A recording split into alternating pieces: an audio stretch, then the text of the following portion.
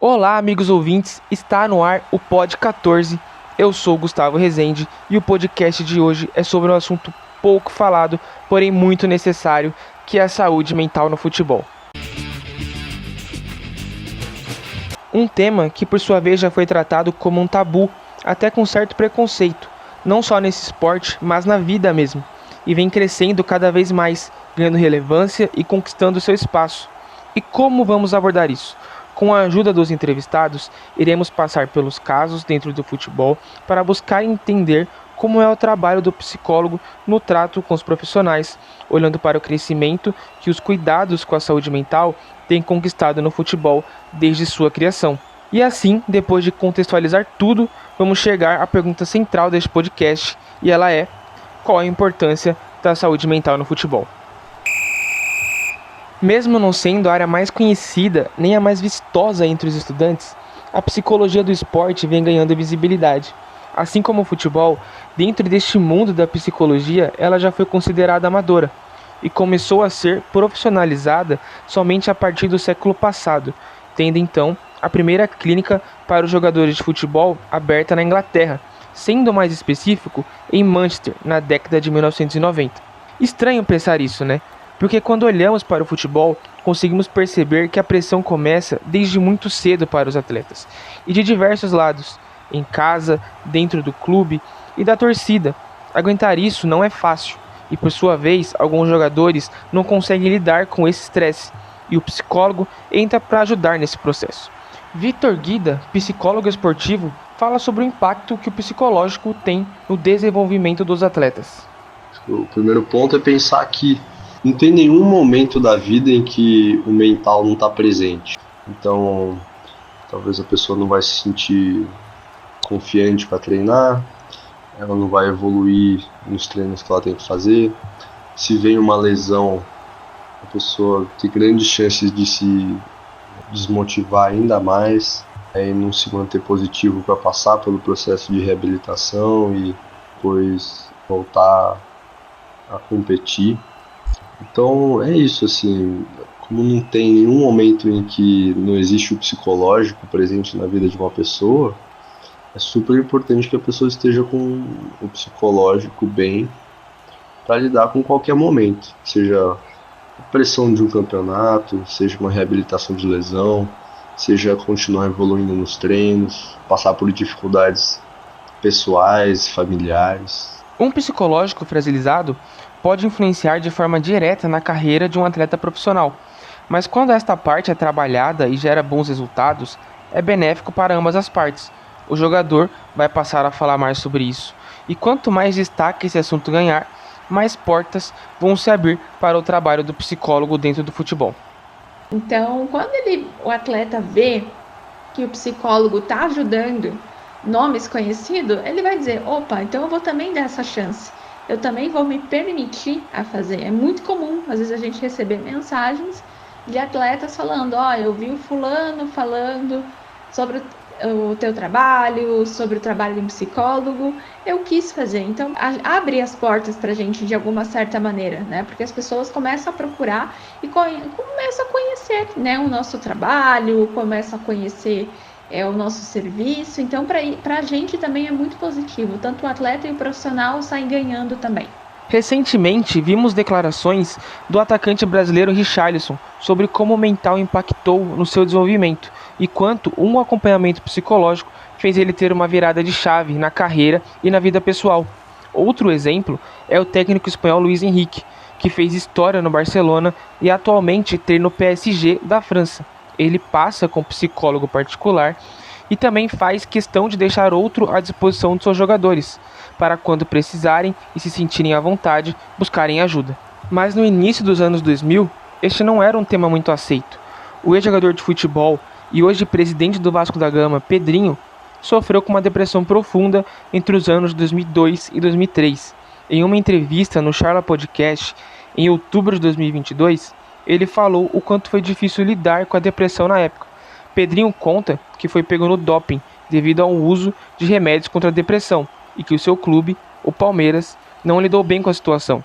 Após sair a notícia, o jogador foi levado a uma coletiva de imprensa onde foi informado que a razão dele ser pego nos exames eram os medicamentos que o atleta tomava contra a depressão, e ele se sentiu exposto pelo clube.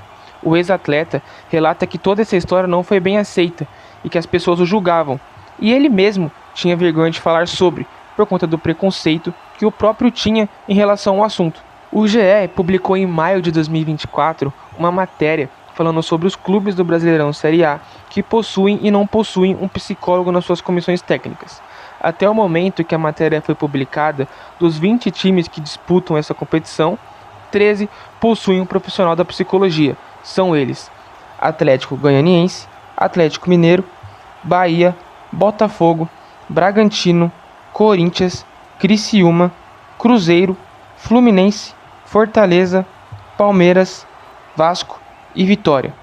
Os que não têm são Atlético, o Paranaense, Cuiabá, Flamengo, Grêmio, Internacional, Juventude e São Paulo. Conversei também com o psicólogo esportivo René Rodrigues sobre como é o trabalho do psicólogo com os profissionais do futebol.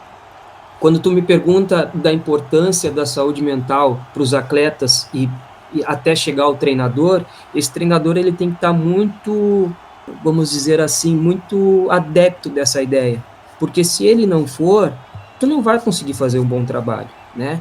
E aí, geralmente, esses jogadores vão buscar uma ajuda psicológica fora do clube, né? Então, é importante a gente frisar também aqui essa leve diferença. Como é que funciona a psicologia clínica da psicologia do esporte? A psicologia do esporte, ela está atuando dentro do campo de trabalho, né?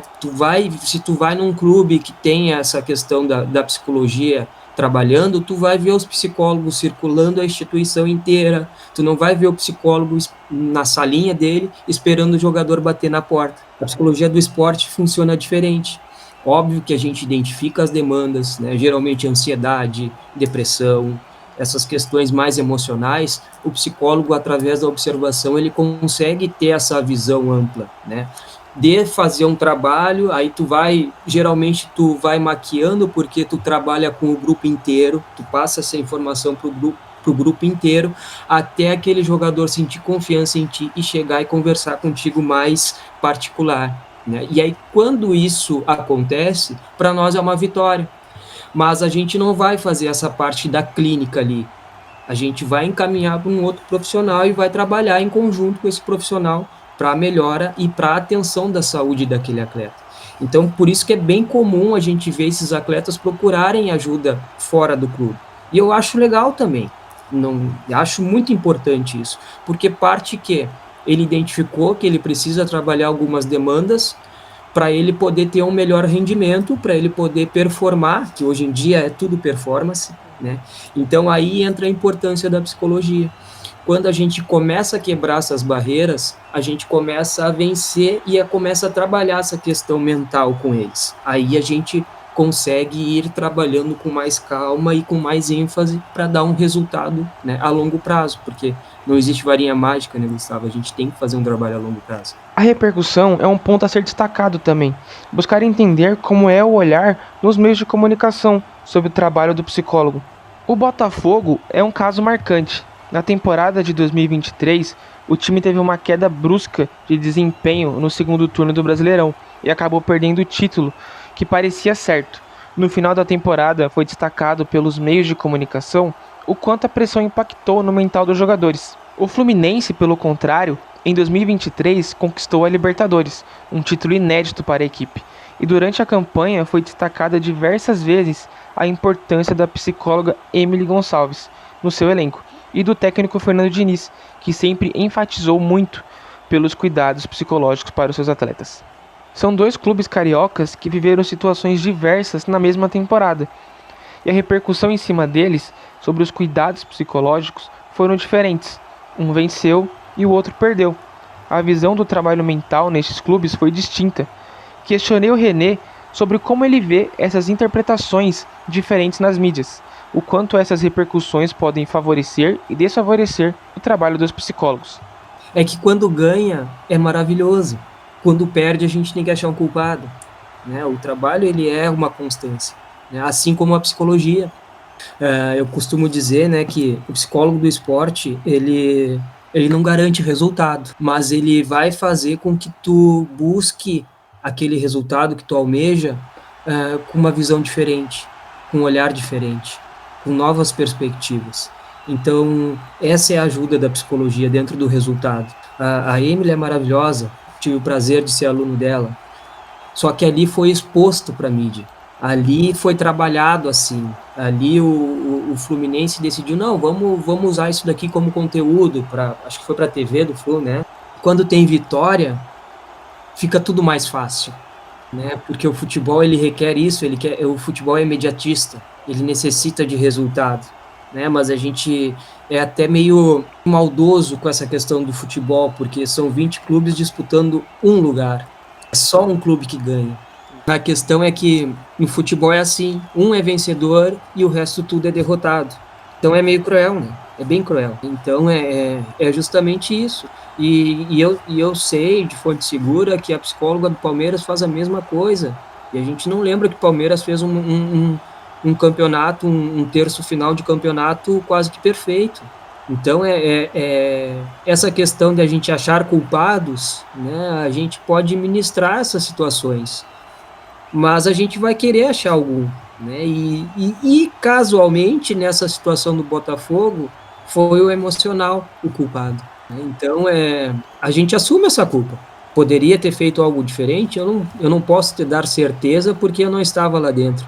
Mas eu acredito que tudo que poderia ser feito, foi feito. Só que o campo não demonstrou isso. E, obviamente, a pressão ela vai influenciar no teu resultado, né? Tu lidar com essas emoções, ela vai influenciar no teu resultado. O ser humano é assim. Tudo que a gente faz com pressão, a gente tem a tendência a errar, porque a gente está fazendo com medo. E o medo no esporte, geralmente, ele é demonstrado através da dúvida. Vou passar essa bola para a direita ou vou passar essa bola para a esquerda? Tu piscou, o adversário já passou por cima de ti. É aquela fração de segundos, é a confiança, é a segurança. Então, tudo isso realmente vai abalando, né? Porque o time passou um turno inteiro ganhando e aí no outro turno, que era só administrar, não conseguiu. São questões emocionais. Mas quantos desses atletas queriam ter um cuidado com a saúde mental para poder render? A gente não sabe. É a incógnita, né, do esporte. A gente quer achar culpados. Geralmente, nessas situações, a gente nunca escuta os dois lados da moeda, né, jornalista? Aí fica complicado. Mas eu não vejo problema em notícias desse cunho assim, sabe? Desde que dê importância, desde que seja verdadeiro, para mim eu vejo com bons olhos. Caminhando para a segunda parte desse podcast, perguntei para os entrevistados qual a importância dos cuidados com a saúde mental no futebol. Uma pergunta que parece ser simples, mas que carrega uma complexidade e importância para quem está inserido dentro deste esporte. Quando assistimos aos jogos na TV, é difícil separar o profissional do pessoal. Pensar na pressão que existe em um esporte que os jogadores são inseridos muitas vezes quando crianças, no quanto isso pode influenciar em diversas áreas da vida deles. Cuidar ou não do psicológico pode fazer a diferença para muitos atletas, como em alguns casos citados anteriormente. Estar bem fisicamente e mentalmente faz a diferença. Vamos ouvir em seguida o que eles falaram. Eu sempre digo que ela é muito importante. Ela tem que começar lá desde quando uma criança decide, quero ser jogador de futebol, porque desde lá ela vai aprendendo a lidar com as suas emoções. Hoje ele tá ganhando tudo, numa temporada ele pode estar ganhando nada, na outra temporada ele pode estar ganhando apenas um título, na outra temporada ele pode voltar a não ganhar nada ou ficar um tempo sem ganhar nada. Então desde cedo é importante como que eu lido com essas emoções, como que elas me afetam de uma certa maneira, de uma certa forma. Então, é um cuidado também para a vida. O ser humano vem em primeiro lugar, depois vem o atleta. Então, se ali ele não está legal, logo vai afetar o seu rendimento. Logo vai afetar também o que ele está fazendo. Vai vir essa cobrança, por que comigo, por que comigo? Então, é muito importante que ele esteja ali preparado para lidar com as suas questões, né? O que vai vir a acontecer, que o futebol exige muito. A torcida às vezes é muito imediatista, as pessoas são muito imediatistas. E muitas vezes a gente também acaba sendo imediatista. A gente esquece que ali tem um ser humano. A gente só olha o jogador. Porque é a cobrança que a gente quer o melhor. Mas às vezes a pessoa não sabe esperar, que tudo tem um tempo. Então, por isso que é importante o jogador cuidar, olhar para a sua saúde mental, ver como que ele pode também lidar com essas questões que acontecem dentro e fora de campo. Ela parece uma pergunta simples, né, Gustavo, mas ela é bem complexa. E eu me atrevo a dizer que hoje em dia, sem saúde mental, tu não consegue performar num atleta de alto rendimento. Então, se ele não ministrar bem as suas emoções, ele pode estar numa boa fase e estourar logo ali na frente. Mas se ele não tiver esse cuidado, esse receio, ele pode cair lá na frente. A gente já teve casos assim. Eu não consigo desvincular o atleta não ter saúde mental. E eu tenho certeza, posso levar algum tempo para visualizar isso, mas eu tenho certeza que a saúde mental ela vai ser muito abordada dentro de qualquer esporte e principalmente dentro do futebol, que é onde a gente tem mais dificuldade de trabalhar, por essa resistência. Tá? Por essa resistência de pessoas que já estão inseridas no futebol há muito tempo. Se a gente for fazer um levantamento assim, a gente vai pegar a faixa etária dos técnicos, todos já passaram de 60. Então eles não vivenciaram esse boom da saúde mental. Agora a nova safra, os novos treinadores, que dentro da CBF mesmo já tem o primeiro contato com a psicologia do esporte, esses podem fazer a diferença. E a gente costuma visualizar os treinadores falar, eu sou pai deles, a gente conseguiu formar uma família. Eu tenho certeza que isso é verdadeiro, mas se ele tiver mais qualidade ainda para poder exercer esse papel paterno, porque muitos jogadores ali não têm essa família estruturada, não tem um pai, não tem uma mãe presente, e realmente ele visualiza aquele treinador como uma figura paterna, se ele não for buscar esse conhecimento da importância da saúde mental, ele não vai conseguir mais desenvolver um bom trabalho no futebol, né? Aí a gente pode entrar na questão desempenho esportivo também? Pode. A gente vai decidir jogos aos 48 do segundo tempo. Por que um time teve força para superar isso e outro não teve? Aí não vai ser um choque de quem tem psicólogo e quem não tem psicólogo. Não, porque o futebol ainda é o talento, é o improviso, é a arte, é a questão técnica e tática. Jamais a gente vai se equiparar a isso, mas a gente precisa sim ter esse cuidado com a importância da saúde mental, a gente precisa ver isso com uma seriedade, a gente precisa parar de usar frases antigas de que psicólogo é para louco ou depressão é frescura, não é. A gente precisa ter um olhar mais sério sobre isso porque a gente está lidando com vidas, e para mim o nosso bem maior é a nossa vida. Então, se tem um profissional ali para te ajudar a ter um caminho melhor, um caminho mais saudável, que vá, que busque, né? Busca esse auxílio, dá uma chance, te permita ser uma pessoa com uma saúde mental. Não é só o dinheiro que vai contar, porque até se tu não tiver saúde mental, tu não vai conseguir administrar o que tu ganhou. A gente vê o Adriano, a gente vê o Luan. Então, tudo isso é emocional. Então a gente precisa ter esse olhar atento à saúde mental e pensar que, só um pouquinho, eu sou um ser humano, eu preciso saber lidar com as minhas emoções.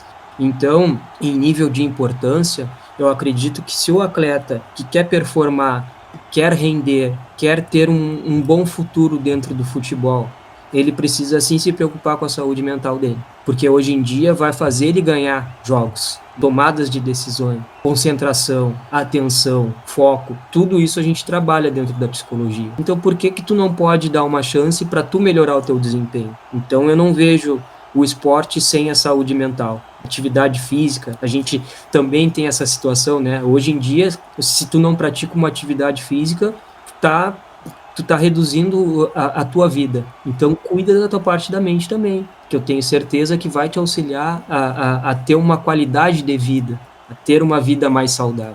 Então, para mim, é essa a importância. Cuida do teu bem maior, que é a tua vida. Cuidar do seu bem maior, que é a sua vida. Uma fala forte do psicólogo René Rodrigues.